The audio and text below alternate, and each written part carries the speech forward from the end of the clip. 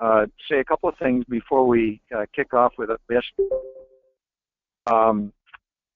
Hector Perez, and you know we've got a really good lineup of speakers coming up, and I'm pretty excited about it. We got Phil Dana, who's a friend, and he heads up talent acquisition for Intuit. We've got Dan Streetman, VP at Salesforce, and also an Army veteran. He's an Army veteran. Jim Russell, also an Army veteran, is going to teach us, help us with business communications. We've got a really good lineup coming up. So, and some of these are going to be held outside of our normal team meeting times, and they're going to be recorded. So if you can't make the team meetings, that's okay.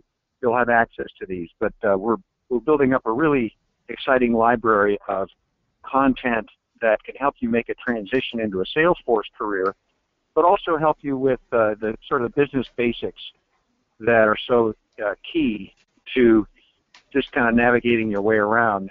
And that's also going to include Dave Gowell, who is CEO of RockTech, also an Army veteran, who wrote a book on how to use LinkedIn, helping out as well. So just want to give you kind of a heads up that we've got some really great content coming down the pike at you, and you'll definitely not want to miss that. So, is there anything from anybody that you'd like to share with us? Yeah, I got my website on the #2 search result on Google, so I thought that was pretty cool. When you if you can identify yourself. Oh, sorry about that, John. This is Seth. Oh, hey, Seth. Hi. Yes, you got something. You got a good Google search result, I think. Is what I heard. Yeah. The website that I started blogging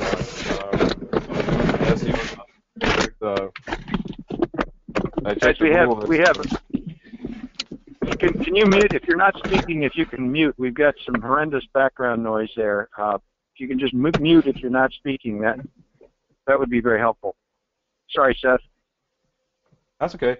Yeah. So this website that I've been working on, I typed in the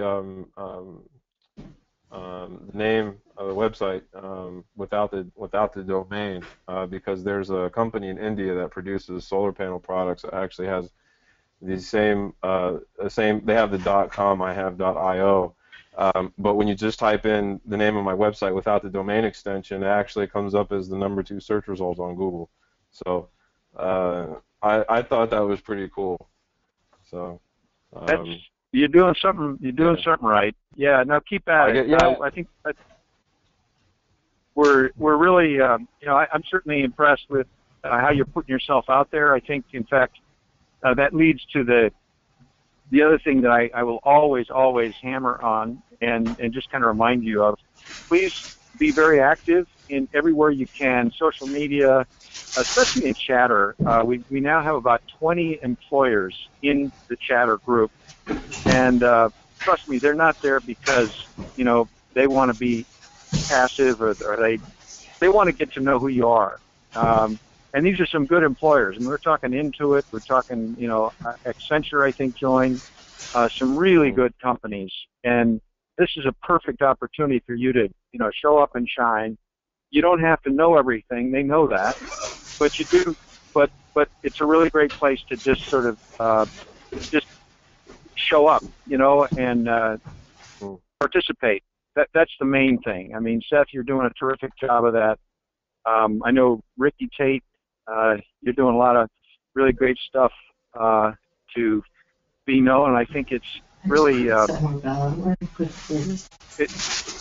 it's turning out really well. I think. I mean, you're getting a lot of really good activity going. So that's really the bottom line. Is you really got to network. It's not something we do in the military so much, but in the civilian world, if you're not seen, you're not going to be.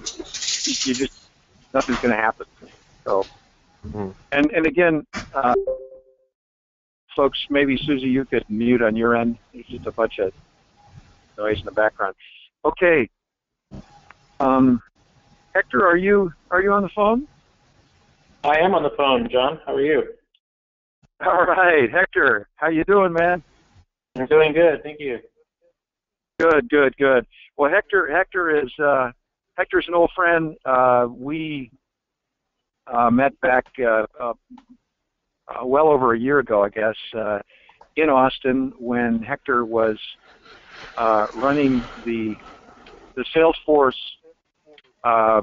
essentially the Salesforce instance at Dell Computer, and it's a lot more than it sounds. I think you had, like 100 folks reporting to you, all of whom were there to support and develop the Salesforce instance at Dell Computer, which at the time I believe had 27,000 seats of Salesforce. It was pretty big. Yeah. So anyway, Hector also turns out to be an Air Force veteran. He was a corpsman, not a corpsman, you don't call it corpsman, but a medic, Army nurse in the Air Force. Went on to have a great career. He's one of those really unusual guys that just really genuinely out there helping other people in many, many ways. He's been a huge help to us. He was in cohort 2, and I did that on purpose, just the way that we've got a couple of sort of ringers in the Workday cohort, and that's because Hector was available very critically to help the folks that had zero experience, and that's proved to be an extremely good decision. After cohort 2,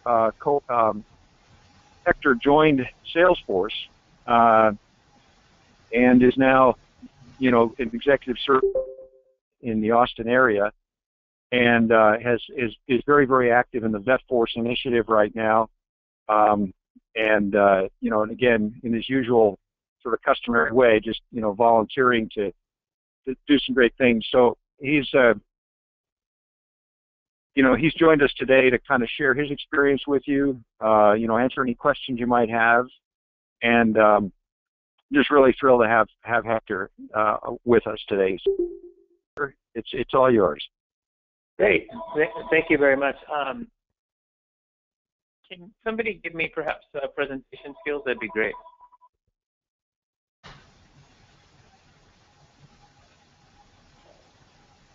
On the yeah, it's all yours, Hector. Here.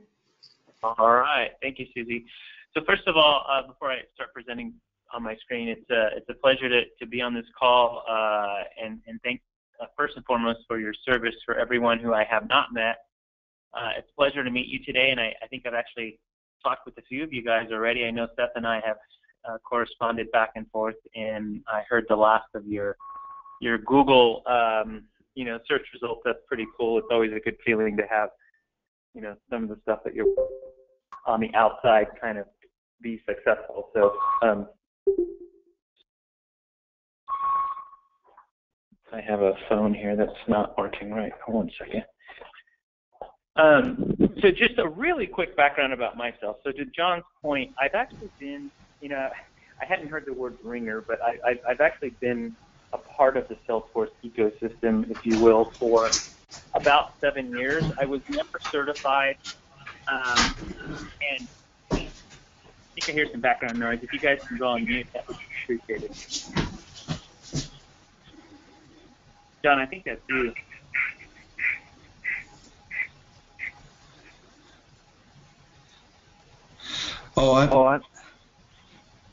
I'm sorry. I just got back to my computer. I realized somebody else was in the room and I wasn't, so I really apologize. That's all right. Yeah, if you guys can go on mute, there's just a little bit of an echo.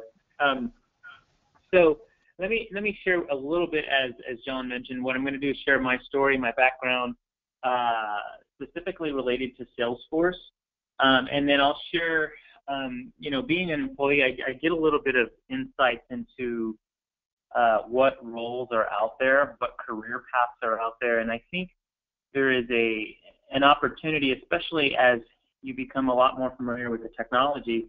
There are different paths you can go down. If you're interested in the customer-facing role in the consulting world, you can do that. You can certainly be a developer. You can even go off on to an actual specific customer and just focus on one environment or two environment. But Let me know if you guys can see my screen. I'm sharing really just a LinkedIn screen right now.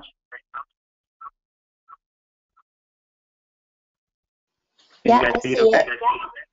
Okay, so I didn't really create so to speak. I wanted to just kind of share with you some information around myself that you can reach out to me even outside of this forum. So as John mentioned, I was in the Air Force a long time ago, longer than I care to mention, but through my career, I've been in the technology world, and as you can see, as I scroll up, I was at Dell in a lot of different capacities. And toward the end of my time at Dell, I ran the Salesforce team and the Salesforce practice, if you will. Basically, the global director for CRM. And now I'm what's called the Solution Engagement Director at Salesforce. And my current role is really around working with large enterprise customers. So currently, I work with Exxon, Chevron, Dell, USAA, Rackspace. Some large customers on making sure they're successful in the deployment and the enablement of Salesforce from a enterprise level perspective.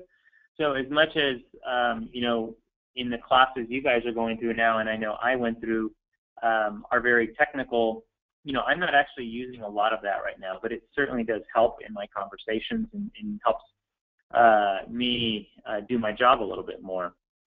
A little bit about my interaction with Veterans to Work. You can see I actually have a blog similar to, like Seth's writing a blog. It's called the Miravis blog, and I wrote a post about when I went through cohort 2 last year. So it's actually about almost a little over a year ago in March. We had a whole cohort, and there I am right there.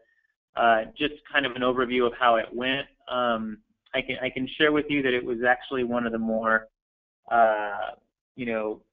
grateful experiences that I've had in a long time, meeting all these different veterans from different backgrounds, different jobs, obviously different parts of the service, if you will.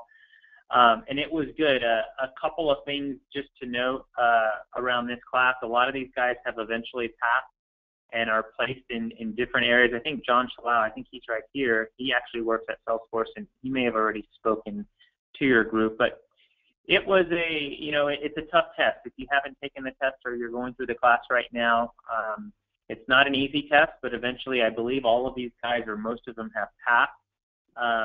And just keep in mind, I think the thing that really helped me, because I think on the first iteration of taking the test of everyone that went through the class, I was the only one that passed the first time. And I attribute that directly to actually going home and studying every night. I didn't go to dinner with anyone. I didn't, not that, I'm encouraging you not to socialize, but I took it very serious, and I looked at the curriculum that was provided by Salesforce and Veterans to Work as far as what to study, and I studied pretty much every free moment I had. Now, one thing to keep in mind, as I mentioned, it is a tough test. If you don't pass the first time, that's not an issue. There's a lot of Salesforce employees I know that have not passed the first time, but try to remember the questions, try to remember what they were focusing on, and I think it's something you can certainly pass within the second or third time. A little bit about myself, as I mentioned, I was in the Air Force. I attended a UT in another school here called Texas State. I've worked professionally in a couple of different areas, and I'm certified right now in 4 different categories within Salesforce. And in 2 days, I'm going to take the Advanced Admin certification, which is, basically getting a little bit more advanced in the administration of Salesforce. And that's really just a choice. It's not something that I have to do for my role, but it's something that I want to do to further my career. And the one thing I will say is, you may have heard this before, is once you get your Salesforce certification, your admin, I would absolutely encourage you to go after the Force.com developer certification and do it within 2 or 3 weeks. There is a lot of overlap. I'd say 70% overlap. So it's not a big jump to go from Salesforce admin to the Dev 401. And I think with the 3 vouchers we got from Veterans to Work, I actually, got 3 certifications with that. So just something to keep in mind. As I mentioned earlier, I'm very active on VetForce. I think all of you guys are on VetForce. Feel free to reach out to me directly, whether it's LinkedIn or through VetForce. I try to be kind of active in there, but my day job, keeps me busy as well. A couple of things I'm working on specifically within VetForce, this is just more for your information, is we're trying to get some internships and some possible jobs lined up for a lot of you guys that are going through the classes. So I expect some good news here coming up in the next couple of weeks as we start to partner with companies that are expressing interest in either hiring veterans from an internship perspective or an internship to, attempt to permanent position. So there's a lot of interest out there, but as you can appreciate, it's far and wide, and there's a lot of information to decipher, and so we want to make sure we put a program together that's being done in the right direction. The last thing I'll say, and I think you guys, John may have mentioned Dave Gowell, and I apologize for jumping all over the place. I just got a lot of good information here. You may have seen this. Dave may share this with you, but as you get into the workforce and you discover new roles that are possibly looking familiar or something that you want to do, this slide is pretty readily available if you haven't seen it, but you can see that there are the salary average for a lot of developers, administrators, architects, business analysts, program managers. These are not small numbers, and I can tell you that Silicon Valley probably pays a little bit more because it's more expensive, but I'm based here in Austin, Texas, and I deal with a lot of the accounts here in Texas, which has a lot of customers that use Salesforce, and they're very much in line with the national average. So if you are serious about having a Salesforce career and you study and you really show the initiative, to John's point earlier, if you're active on LinkedIn, if you're active on different communities, I've seen veterans who are a lot more active and proactive in reaching out are typically more successful in landing the roles that they're interested in. They're not always going to come to you. People aren't going to knock at your door all the time, but believe it or not, once you start knocking down a few doors, there's a lot more opportunity in this space than I've seen in a long time, because I can tell you from the inside, we are selling the product like gangbusters. The product is selling quite a bit. So there's this entire ecosystem of jobs that are out there that employers, system integrators, when I say system integrator, think of it as a Deloitte or an Accenture, a Blue Wolf, an Aperio, a Cloud Sherpas. There are smaller system integrators in certain cities. I just got a call from a company in San Diego that is looking to hire veterans for possible internships in San Diego. So, so they're all over the place. It's just a matter of, your interest and how far you want to go down the path. Hey, Hector, could I just interject for just a second? I want to say a couple of things. First of all, as I think all of you know, these are I would think of these as sort of salary targets that you might expect to negotiate once you have like 1 or 2 or 3 years of experience in each of these areas. These are not right. So there's still a lot of work to do. As you know, and the path to that is it's going to be a lot of workplace learning experience. Most of it is going to be unpaid, but some of it's going to be paid by way of internships. We do have a whole program for that. I want to call it out because it's so important. In the first couple of cohorts, we had people that were hired directly by employers who did not really understand that these folks really still needed the space to grow into the job. Yep. And they didn't last. And so my big concern is I want to make sure we're all going into these relationships eyes open. And it's an on-ramp, it's a process. The second thing I want to say is, and it's related to that, and that is that the cohorts 1 and 2 were both 2 weeks long, right? 2 weeks of in-class training. We had the luxury of spreading out the 1 week, the normally 1 week training into 2. We can't do that this time. We weren't able to do it. And so that's why we are giving you this 4 weeks ahead of time to do as Hector had said, just immerse yourself in all this so that by the time you get to that 1 week of drinking from the fire hose, you're going to be absorbing some of that. I just wanted to call that out. So that's no, you're absolutely right, John. I could not agree with you more. There is, the numbers I flashed there, it's more from a long-term motivation. It's not something you pass the test and those are the numbers that are thrown at you. And there's a lot of hard work and certainly a ramp-up time because, as you probably can appreciate, a lot of these guys want folks that are experienced and senior. And once you start to move up the ranks, it doesn't take too long if you're motivated. Those kind of salaries are certainly out there. Just 2 more quick things I want to mention. When I went through the training several months ago, last year actually, all of these steps that are now in the vet force, these weren't available to us, but they were a little bit, thrown at us in a different way.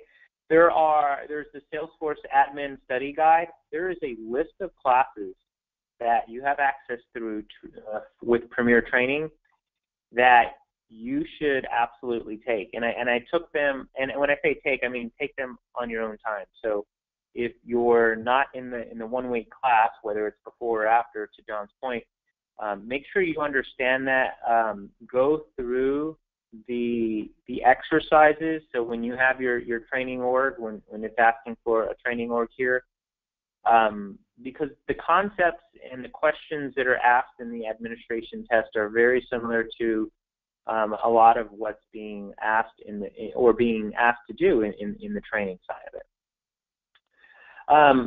Let me share with you just one more piece of information, and just kind of give you a little bit of background on a large company. And I only show this because this is the scale of some of the companies that are out there. So this is what I worked with at Dell. So we had 28,000 sales users, a lot of chatter users, partner users, and a lot of these products, may not be familiar to you. But my point is that I didn't do all of this. I had a very important but small role in the bigger picture. So when you're thinking about working at, a company, an HP, a Dell, a Cisco Systems, or whatever, there are so many different roles out there. And so you can be a business analyst, you can be a developer, but the cool thing about this particular role is, I got to travel a lot. I went to about 30 different countries deploying Salesforce. So just something to keep in mind and whet your appetite there. The last thing I'll say is, and I did this a little bit later, but I actually wrote a blog post after I took the Salesforce exam a long time ago. Where is it? Let's see. Yeah, so how to study for the Salesforce admin exam. Feel free to take a look at this. Some of this stuff may ring true for what you're studying, but these are the methods that I did to study, and here are some very simple things that I did to help me study and pass the test.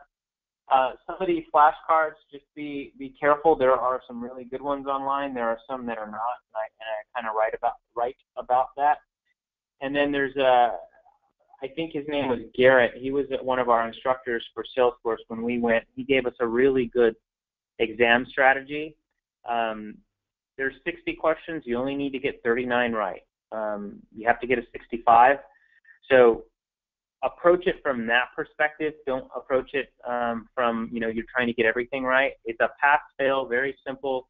If you fail, you don't get to know which ones you missed or which ones you passed. It's a very unfriendly way of finding out, because I have failed this Salesforce Service Cloud exam, which was one of the exams I got later, and you know, I just had to double back and study a little bit harder. The last thing I will say is when you're thinking about a career in the Salesforce community, as I mentioned, there's a large percentage of customers that are starting to buy Salesforce. So they're really selling the product. So the opportunities for roles are out there. But you know, the three main paths that I see is you can go work for a consulting company, so an Accenture or a Deloitte. You can go work for a customer and help them with their instance, like I did at Dell. You can also branch out either on your own or perhaps volunteering at a nonprofit.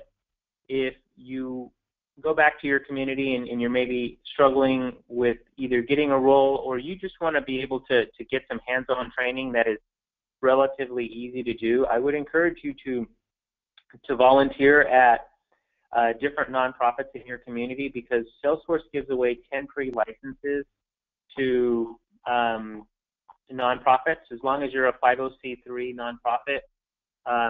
And if your nonprofit that you want to volunteer at doesn't have it, a lot of them could probably use it. So that is another way for you to possibly, you know, learn on the fly. The nonprofits always appreciate the help, but you get a little bit of hands-on experience. Are there any questions about, you know, Salesforce career track, or maybe specific to, you know, the exam, or anything that I can answer today?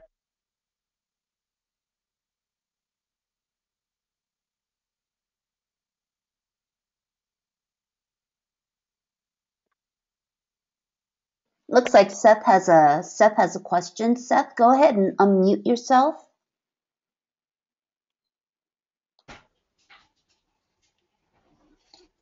Oh, there's some questions there. Seth, go ahead and unmute yourself. You can ask your question. We can't hear you right now, Seth. I can see your chat, though. Okay. Okay, Try there now. it is. There we Okay. go. There it is. All right. My question is regarding earning potential. I understand coming out of the gate that, you know, my earning potential is not going to be as high as it will be, you know, a few years down the road. But I'm also pursuing a second bachelor's in management information systems, and it's the curriculum is very closely related to cloud computing and a lot of inner workings of you know, stuff like Salesforce and how it's developed and implemented. Taking that into consideration, and let's say, you know, maybe a year or two down the road, once I become more experienced, will that have more of an additional impact as far as my earning potential is concerned, or is that going to be a non-factor as far as you know, working as a Salesforce administrator and developer? Because I also plan on doing a developer certification, and when I was looking at some of the job postings, I also noticed that there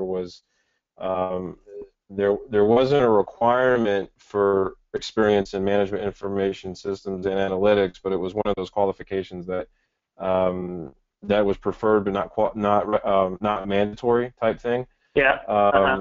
So I'm just trying to gauge, like, because I had 8 months left on my GI Bill, so and I wanted to use it, and this particular degree program was the closest that I could find to what I'm currently studying now with respect to Salesforce. So. No, that's a really good question. I mean, if I had to summarize it in a very you know, quick sentence, I would say that your ceiling is so much higher if you're able to get a degree in MIS or really engineering or anything else. Now, if there are two folks side by side, they're both certified, they both have the same experience, and one has an MIS degree, they may get the nod, but initially it may not prove advantageous. But here's where it really comes into play. If you start to progress within your career after a couple of years and working within the Salesforce ecosystem, integrating with other tools and technologies, because, you know, Salesforce does not operate in a box. It has to integrate with a lot of other systems and other.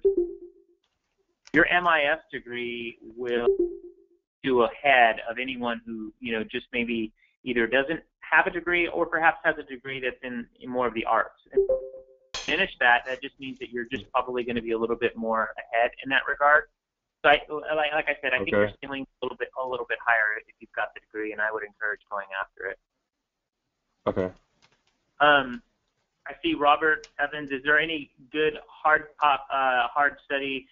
So officially, Salesforce cannot promote anything, right? And as a Salesforce employee, I can't promote any third-party study guides out there. But I will say this unofficially. There are a few out there on Amazon, and if you want to reach out to me, I'll send you what I have seen and what I like. But officially, actually the best study guide is the material that you get in your training class. So the workbook and then the exercise book. 90% of what you do in there is going to be relevant in some way or another to your exam. What would be a career path for Salesforce professionals who are bilingual or multilingual? I think it really depends. So if you're talking about working internationally, the opportunities are tremendous. So Salesforce is being sold in a lot of different countries. And so obviously if you wanted to work abroad, you can do that. However, I think maybe the question may be more related to, staying in the States, but you have, perhaps knowledge of and can speak one or two different languages. I think that really comes into play with global companies and global organizations like a Dell or, like a 3M. 3M, you're familiar with the Post-it notes. They're deploying to 28,000 users, and they're piloting in China here in the next month or two. That really becomes critical because as you deploy Salesforce and as you operationalize it and have it kind of in a sustaining mode, you're going to have to work with different cultures and different sales operations and sales reps that work in different countries. So you're able to relate and probably speak a lot more with them on that level. And maybe if you travel there, it certainly helps a lot. But what I will tell you this without a doubt, and this is somebody who used to live in London deploying, I deployed Salesforce in all of Europe for about 18 months. English is the global business language. So if you only know one language, English is the language. So if you're working in any that does business with most of the Fortune 200 to 500 type companies, your English is the language. But if you happen to know Spanish or Mandarin or another language, you will probably be considered for roles that have to interact with some of those folks. But it really depends on the company, and I would say unless you go to like a consulting company that has a project in Brazil, unless they Portuguese, it may not be as relevant immediately. Any other questions? I hope I've answered those okay.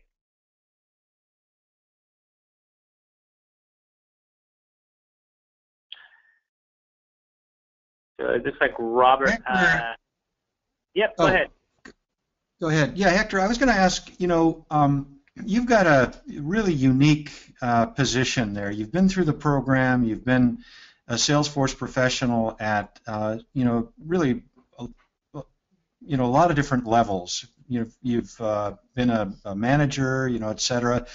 My question is, what would you see as the most important thing that that our folks should be focused on in the next couple of weeks running up to the course, if we haven't already talked about it? I mean, you did talk about the nonprofit experience, which, by the way, is going to be a requirement going forward, that each veteran pair up with a nonprofit that needs some help setting up their free instance of Salesforce, and can work with them as a way not only to do some public service, but more importantly to gain the workplace experience and get that sort of practical hands-on experience that's so essential.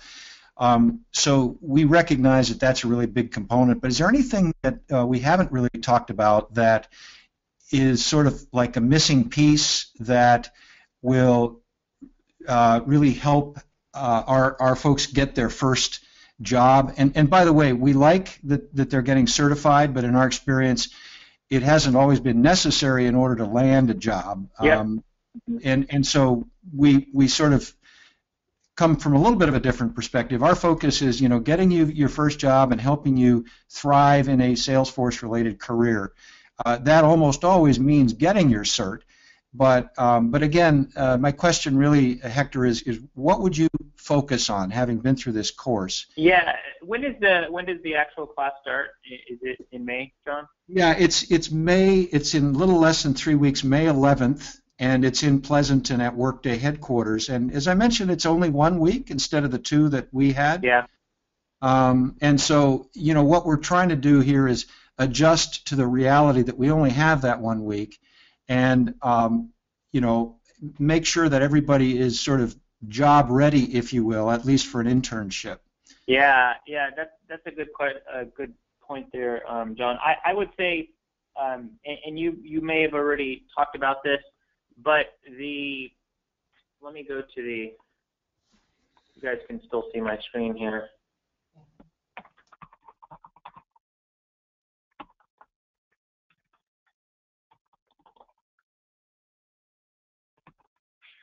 So the Salesforce study guide, which I think most of you guys have seen this particular site, it should have been shared already.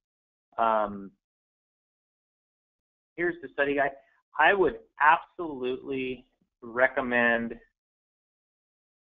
you look at this study guide as an administrator prior to going into class. You've got a couple of weeks, and I'm sure John's got a few things for you guys to do. But there is a class in here that I believe it's the original admin essentials for new. It's like 300 minutes, which basically means there's a lot of small classes in there. In order, especially considering you have 1 week, I would absolutely consider you go through that on your own once, maybe twice, because you will be so far ahead by the time the instructor starts on Monday, because it's a lot thrown at you that first week, or that only week, I guess, in your case. And the more you can prepare yourself from that perspective, the better. So I would focus on the study guide, because that's what's going to make you most successful in the classroom. As far as kind of being successful beyond what we've talked about, I find that a lot of the successful folks that I've worked with, and frankly, it took me a while to figure this out, is I take it that all of you guys aren't from Pleasanton, or maybe all of you aren't from California, which makes perfect sense. And I would absolutely consider joining the Salesforce user groups in your community. Get to know the companies that are using Salesforce. Get to know what we call MVPs that are using Salesforce. These guys are going to be plugged into the community. They're going to be plugged into the nonprofit world. They're going to be plugged into the environment. And they are going to know more than John or I could ever know, maybe some of the real-time jobs that are actually just opening up, right? Just because they're the companies that are in those particular communities. I joined the Austin user group and the Austin nonprofit user group last year, and I find that I learned, a lot of different pieces of information around how companies use Salesforce than I ever did, being an employee. And it just happens to be that there's a lot more organic growth in there. I would also say that there are monthly meetings for most of the user groups. If you can attend those just as a fly on the wall and listen, you start to network very well. So it's kind of the informal networking that will help you quite a bit, especially post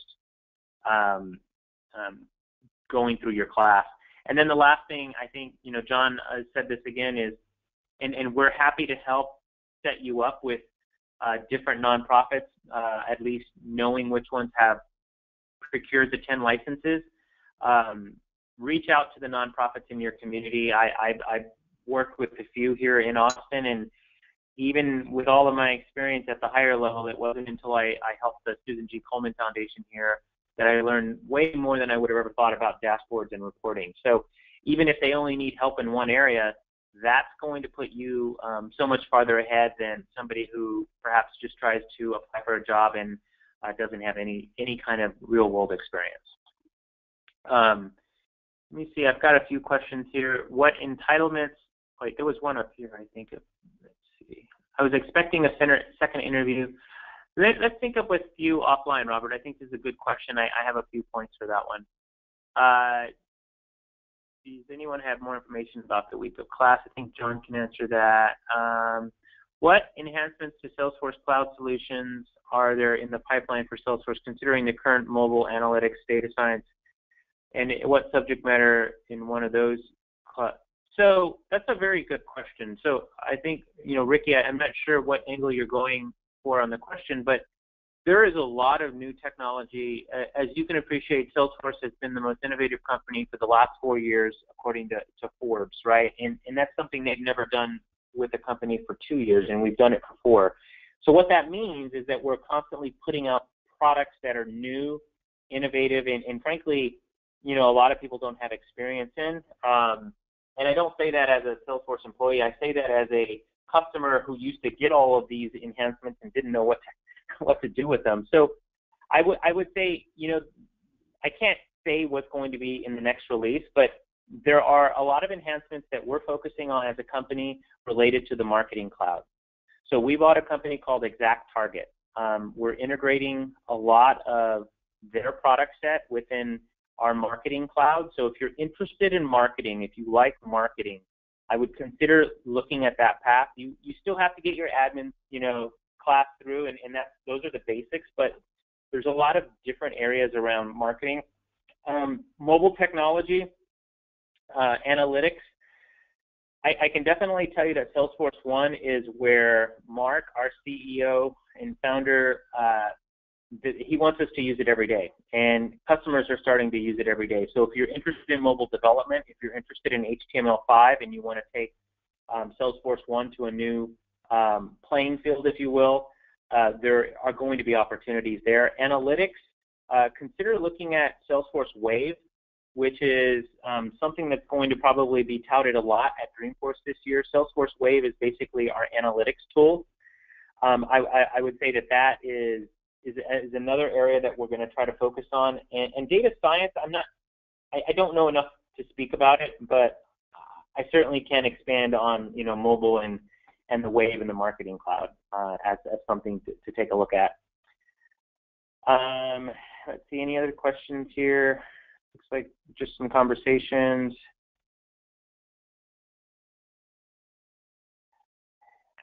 Good question, Chris. Do we need to worry about the next release coming up shortly? So, and I think you're asking the question related to, is the material going to be on the exam, or is it something that you need to be aware of? I would say no. The exam is typically a release or two behind. There are release notes you can certainly study on, but I would not worry about the release that's coming up, the spring release or the summer release that's coming up for Salesforce. I think the test right now is reflective of winter 15, and you can actually even see it right here on the guide up here. This is actually spring of 15, so this is what the latest one is. I wouldn't worry about anything in the future. One thing that you're probably familiar with is after you decide to get your certification, after you get it, you have to maintain it, and it's very, very, very easy to maintain. It just costs a little bit of money, and it's an easy test to do. Any other questions, guys? Yeah, Hector, this is John, and the question is, vis-a-vis the nonprofits, I've been sort of sprinkling the conversation with a few comments about how to get in touch with nonprofits. Is there a more systematic way to pair up our veterans who may have a special interest with nonprofits that either use or want to use Salesforce? I'd like to get that underway fairly soon and make the process as efficient as possible. Yeah, that's a good question, John. I don't think there's a very simplified, systematic way or to actually do this. We have access to, and I say we, Salesforce has access to all the nonprofits that have provisioned the actual Salesforce instance. What I would recommend right now is to post on the VetForce page, which I believe is, I already took it off, but post on the community within the VetForce page and mention myself and Kari, and we will go find that for you right now. There has to be, it looks like Melanie's already found this particular site. Let's see what it is here. Volunteermatch.org. Yeah, that's great. That is actually a great. I can vouch for that. It's a great way to find an organization. The only issue with that is you're not real sure if they use Salesforce or not. So yeah, I mean, how about a short term? Go to this site, figure out an organization you're passionate about, and then on the VetForce portal, mention myself and Kari, and we can find out for you within a couple of minutes externally or internally within our system, and we can let you know if they have Salesforce and even perhaps give you the contact information. The only thing is we don't have anything automated right now. I mean, we're still kind of new at this ourselves and getting VetForce all set up. So there's nothing internally that you can just plug in and say, I want to work for, I want to do some work for this nonprofit. Do they have Salesforce? But manually, we can do that.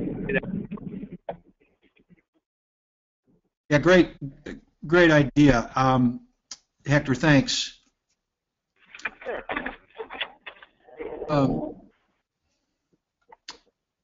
Yeah, so any other questions for Hector? Yeah, just one thing, Hector. You mentioned the VetForce chatter. Is that the VetForce portal? The VSM portal? The partner portal?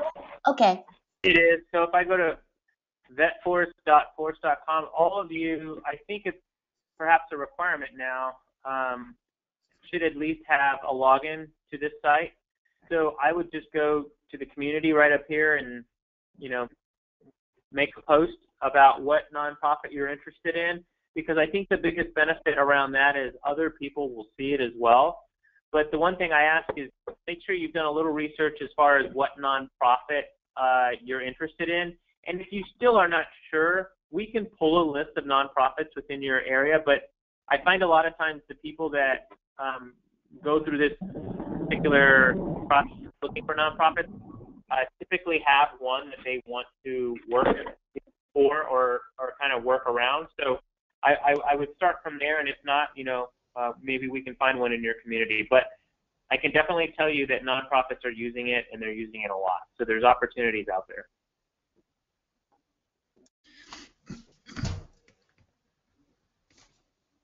Any other questions, guys?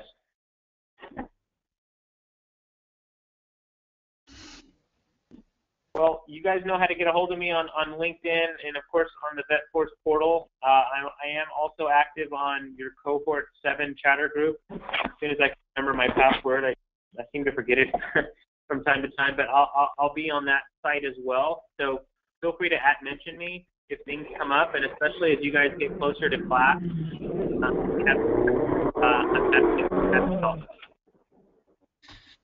Hector, thank you so much. This has been really informative. No surprise there.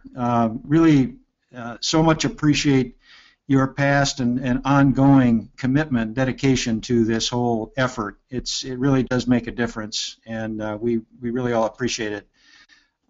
If you have any questions, it should be evident that Hector's pretty available for all kinds of stuff. So either through the VetForce chatter community, he's also a member of the chatter community, the Workday cohort community in our site. Please check that out, and please make sure you're active there.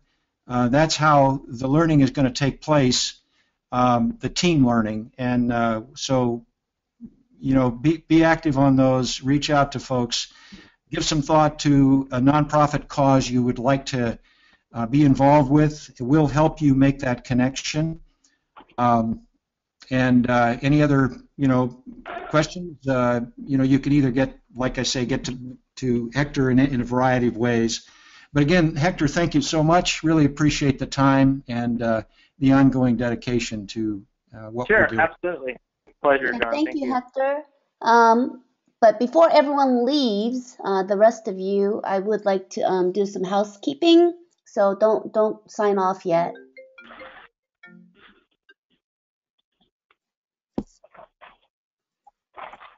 All right, guys. I'm going to go ahead and sign off. All right. Thanks, Hector. Thank you. So let me just get back the screen.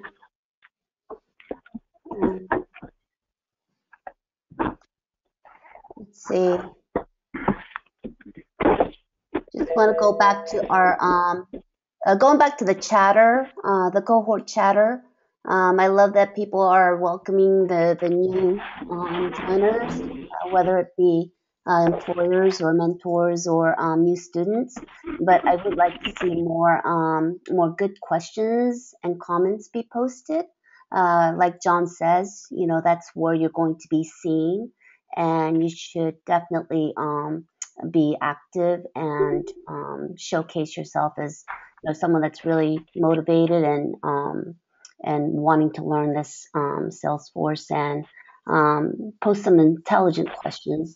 You're more than welcome to ask all kinds of questions, but also be resourceful. Show that you actually looked for the information before you ask. I welcome all questions, but I would like for y'all to be more resourceful. And then going to the student page, as you can see, I've received a lot of content, and if you would, I've posted this link, and I've requested these items. Go ahead and continue to send me the missing items. If you've sent me these items and it's not here, holler at me. Let me know that, hey, I sent you the content and I'm not seeing it. Please update. Just communicate with me.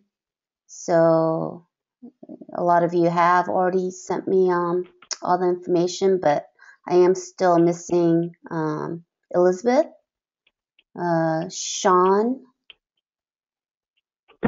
Casey. I think, Casey, you emailed me that you would be sending me the items soon. Misty, just some pictures.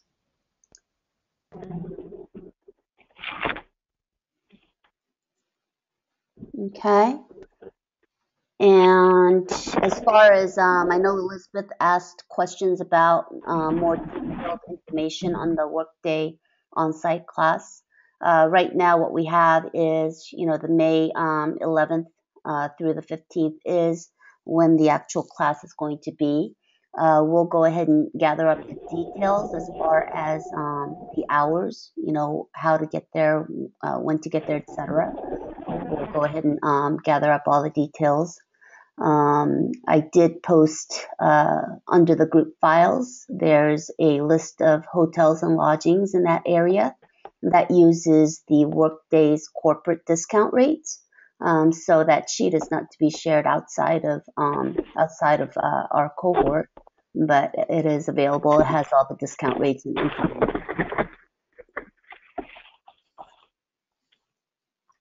Are there any questions? You can go ahead and unmute yourself if you have any questions. Hey, Susie, I have a question, and I'm just wondering if if having all these employers and the mentors and everybody else in the chatter group that we have, I'm just wondering if it would make sense to have a separate group just for our own internal discussion among the team. And again, I'm putting myself in some of your shoes and thinking, gee, I might not want to risk asking what might look like a dumb question. I mean, there are no dumb questions. We're all just starting right from the beginning. But I'm just wondering if that would be to participating, that this is kind of a more, I want to make sure that we feel completely free and open in asking Well, whatever actually, question. yeah, the students are always free to message me. They do not have to post questions on the chatter.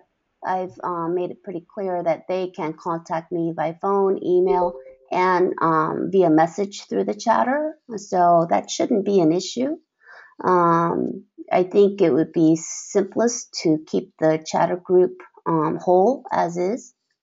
And if they want to have a private discussion, then they can always message me privately. Okay, so that'll solve that. Just Mhm. the main thing is don't hold back on asking whatever question you need to.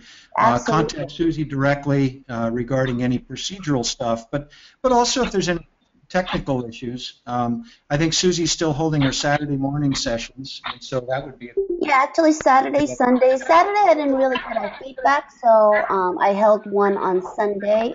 Nick and Melanie attended, where Nick was presenting the LinkedIn advice and tips, which was very nice. Well, that's great. Yeah, so Susie, thanks for doing that. Yeah. Yeah, so we want you guys to learn. We want you to launch your careers. We want you to be successful. So the only way that's going to happen is if you really just, you put your shoulder to the wheel, lean in, and participate. All right. I don't want to be a broken, broken record here on that, but it's really important. Yeah, and the other one final thing for me is that self-led training. I see a lot of people are starting to work on it more, which is great. I'm happy about that. But do chime in on that, and maybe if there's some difficult questions that you kind of struggled with, post that, and share with the class. Because if you had some issues with it, maybe others have too. And if you've resolved it, maybe post a little on, hey, this is what I ran into and this is how I resolved it and it's working great, or, however you want to post that. It would be something that's valuable to share on that, on the cohort chatter group. So we're running up against the end of the hour. Is there any final? We got some background noise there. If you can mute yourselves, that'd be great. On Friday we have John Palau, who's also a graduate. He's a graduate of cohort 2 as well with Hector, and he's got a different perspective. I'm sure you'll want to hear. I think we're good. Susie recorded this session. If you want to go back to it, thank you, and we'll see you Friday.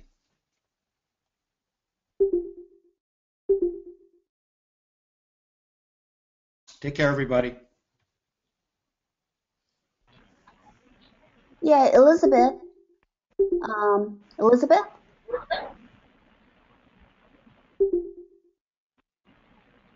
Yeah, so if you want to stay on, if you have some questions remaining, I'll be happy to stay on with you to make sure that that we got you squared away here. So did you want to just unmute yourself? Susie, I'm sorry. This is Misty. Can you hear me? Oh, yeah. Hi, Misty.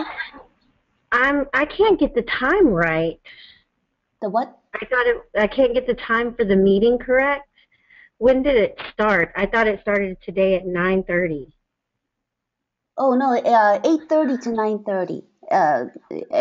Every Tuesday, Friday is 8:30 to 9:30.